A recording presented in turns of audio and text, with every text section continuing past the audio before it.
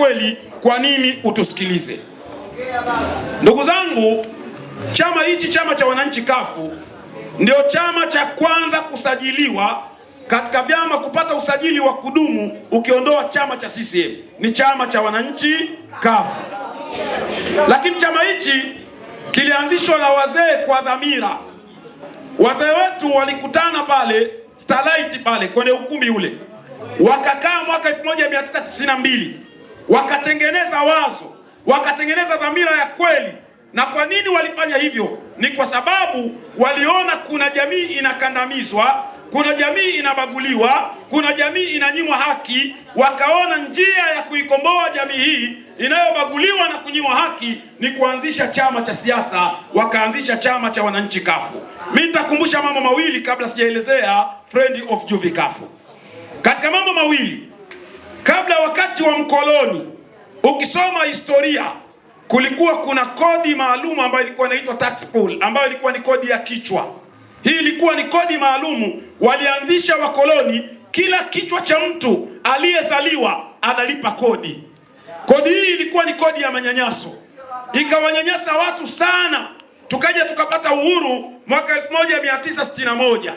Baada ya kupata uhuru, baadaye chama kilichopata uhuru ambao ni chama cha tano, wakaiondoa kodi hii, wakaanzisha kodi nyingine ya manyanyaso kwa jina jipya, wakaita development, kodi ya maendeleo. Kodi hii ya maendeleo walioianzisha, ambayo ilikuwa ni development levy, kodi ya maendeleo.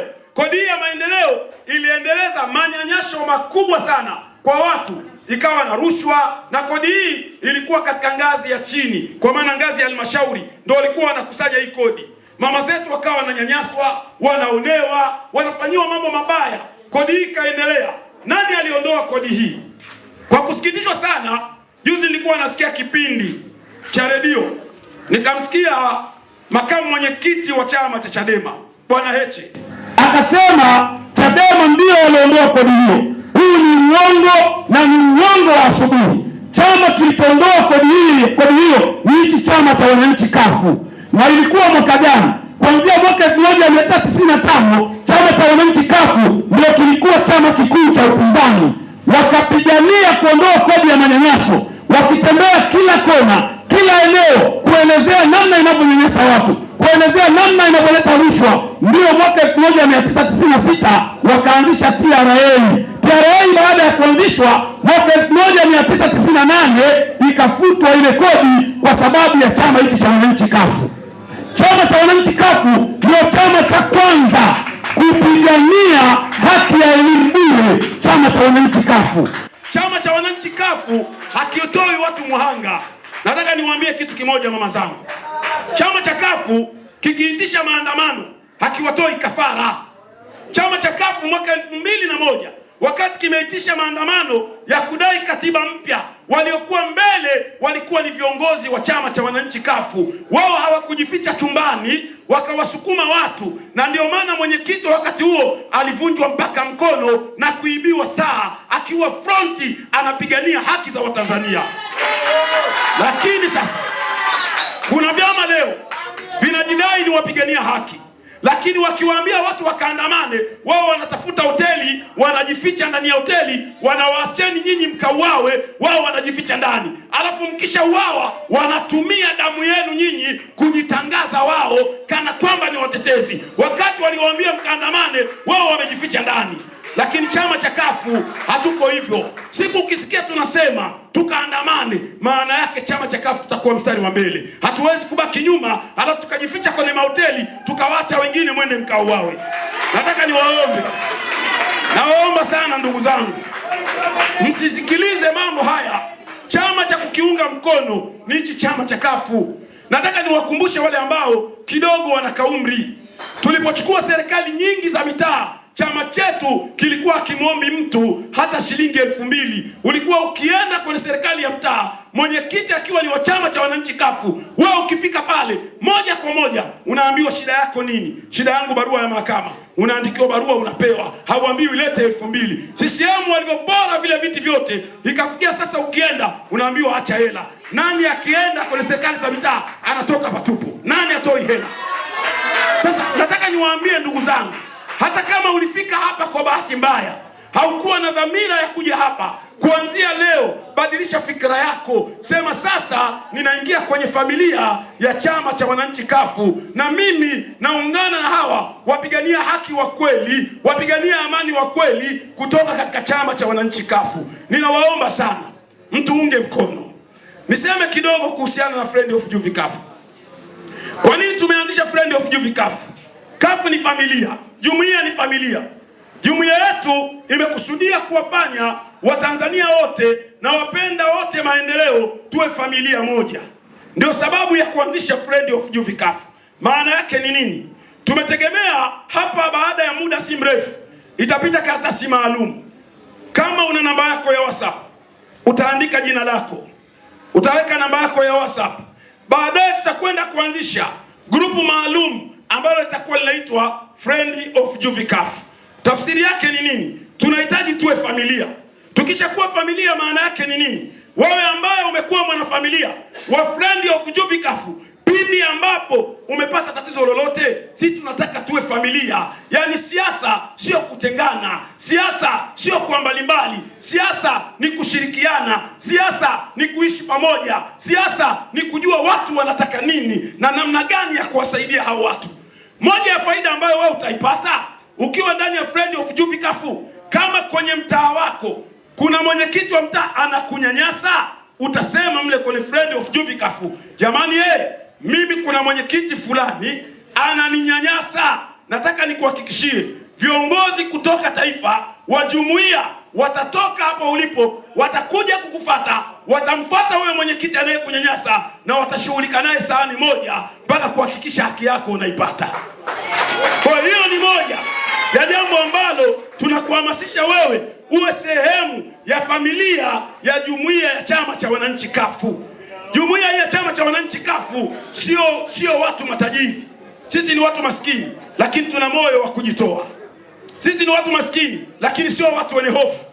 Hatuogopi katika mambo ambayo tunajua ni ya msingi, hata kama dunia nzima watatuangalia vibaya, lakini midhali tunaamini tunachokisimamia ni usalama wa taifa, tunachokisimamia ni haki za wananchi, tutasimama kidete bila kumwogopa yoyote. Huyo ndio kawaida yetu na ndivyo tunavyosimama. Na waomba sana ndugu zangu, kina mama ambao mmekuja hapa, pengine mlikuwa mnapita mkaona mjumuike pamoja nasi, niwaombe kuanzia leo kwa moyo mkunjufu kabisa, amweni kuwa sehemu ya familia ya Friend of Juvi Kafu, familia pia ya chama cha wananchi kafu. Alafu mtaona safari yetu tunaianza vipi. Leo tunafanya uzinduzi huu. Hii ni safari mpya ya jumuiya.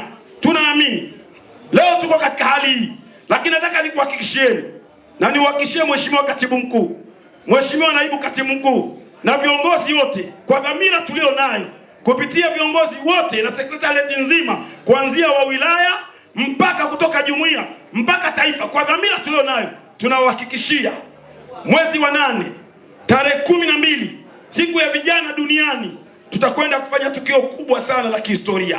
Na hii ndio inayotupa tafsiri ya leo. Maana yake kuanzia kesho tunaanza kazi maalumu ya kuelekea mwezi wa 8 tarehe 12, na nyinyi mtakuwa mashahidi, mtasema kweli kazi imefanyika. Hilo tunawahakikishia waheshimiwa viongozi.